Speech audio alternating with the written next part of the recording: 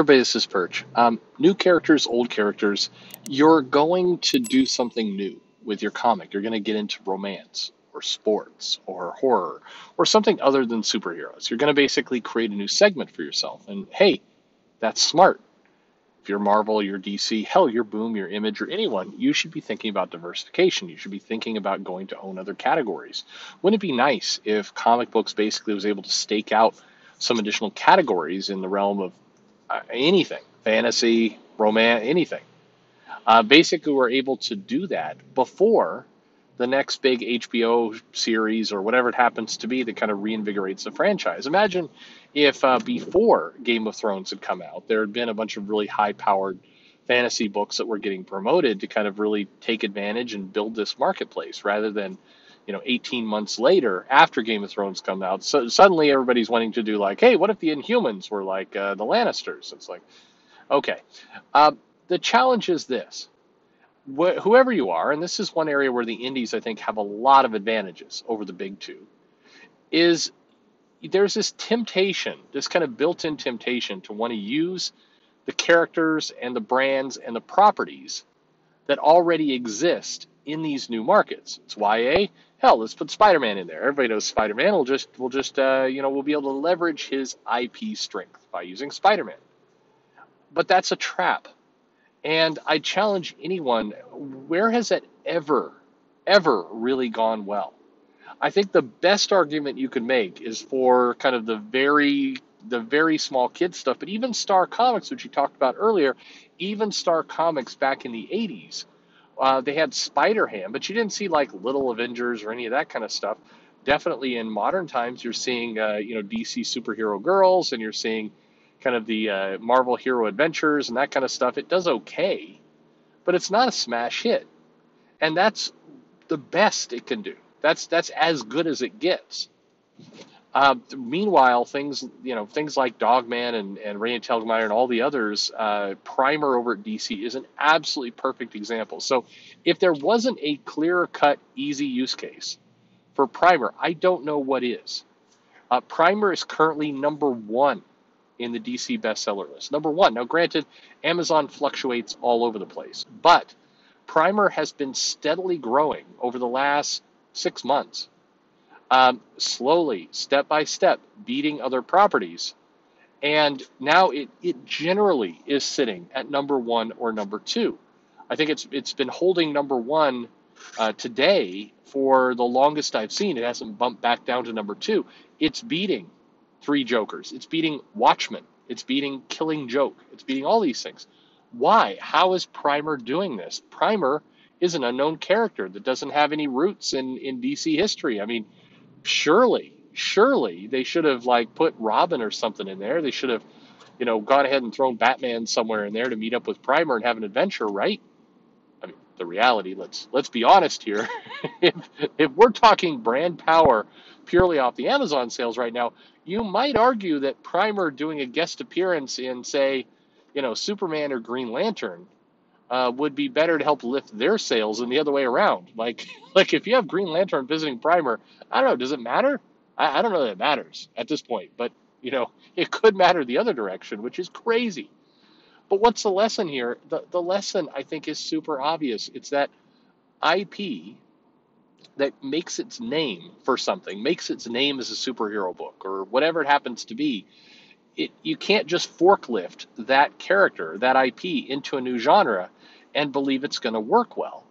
You suffer two deadly problems almost immediately. Number one, the people who know the property already, who maybe collect it, like it, read it, are going to be confused and offended and largely reject this new telling of the character. And this is what you see. This I Am Not Starfire book, right? Look at that book. What is the point of Starfire in that book? Nubia. What is the point of having her tied to Wonder Woman? You're telling me you can't just have a black teen who has superpowers? You have to. Was tying her to Wonder Woman, did that make any sense at all in the grand scheme of things? The people who already know Nubia or know Starfire and have been collecting those comics are going to be pissed. They're going to be offended. What are you doing to, quote unquote, my character? Now, granted, it's DC's character. DC can do whatever they want. But you want your fans to feel ownership over these properties. You want them to be connected to them because that's frankly how they keep buying. So if you jar up that IP, if you change that character around too much, it's gonna be confusing to the readers. They're gonna reject it, and they do. And so that's problem number one. Problem number two, though, is equally deadly for the people who don't know this character. They will be dimly aware enough to know that it is a comic book property, and they're like, "Oh, I don't want to get into that. I don't really know who Starfire is. I don't really know Nubia's backstory, so I'm not going to do that. I don't want to get I don't have the I've heard parents say this. I'm not going to start collecting every Wonder Woman comic. Now that's crazy as a statement, but that's how parents largely think. By contrast, if you went out with a Nubia book where I mean you can even hell call it Nubia, it doesn't matter, but just get rid of all the Wonder Woman stuff, all of it, and basically go in and say, hey, here's this black teen. She gets powers. She uses it to fight racial injustice, and there you go. There's your book. You're going to have more success with that. Now, I still think you have a problem with the parents when you're doing school shootings and other things in that book, but that's a different video that has already gone out. Uh, this primer is showing you exactly what to do, which is simply put out a book, new character, make it fun, make it new. You get all the benefits of the superhero crowd by saying, hey, here's another book, fun for kids, superpower, requires no background reading. People are like, oh, I like DC Comics. I have kids. I'll try this out. That's your group number one, positive. Your group number two, it's like, oh, I don't have to go back and read every Batman comic to enjoy this. Yeah, sure, I'll check it out. Problem number two solved. That's the answer. Let me put it a different way. Let's say you have aliens, all right? Marvel, Disney, now has the Alien franchise. Sounds great, right? So what if Disney said, you know what? Let's go ahead and put aliens, the aliens, into It's a Small World, the theme park ride in the park. It wouldn't make any effing sense. Nobody would like that. Well, I mean, let's be honest. I would like that because it'd be hilarious, but it wouldn't be good for business if suddenly, in the middle of It's a Small World, all those annoying dolls singing their stupid song, if suddenly aliens are popping out of the ceiling and dripping acid on those dolls, the only people who will like that are people who hate that freaking ride and will enjoy the amusement of the aliens, mixing it up and potentially eating some of the small world characters. But even there, that group will be just as happy reading about it, hearing about it. They wouldn't go to Disney to do that ride. Well, I'm throwing out a crazy example, and now that I'm hearing it in my head, I mean, yeah, that would be pretty hilarious. But again, hilarious does not always equal business. Okay, so your alien crowd is not going to love it when you dumb down aliens to make. I mean, put it this way: in order to make it palatable to the It's a Small World audience, they might take those aliens and they might have them singing and holding hands and dancing with the kids, not eating anything, but maybe giving kids flowers. Okay, nobody who likes the Alien franchise wants that. Everybody would be pissed.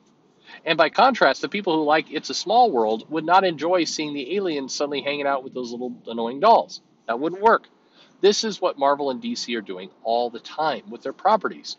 It's fine to write things for different age groups, but if you stretch that brand too far, it snaps and it makes no sense.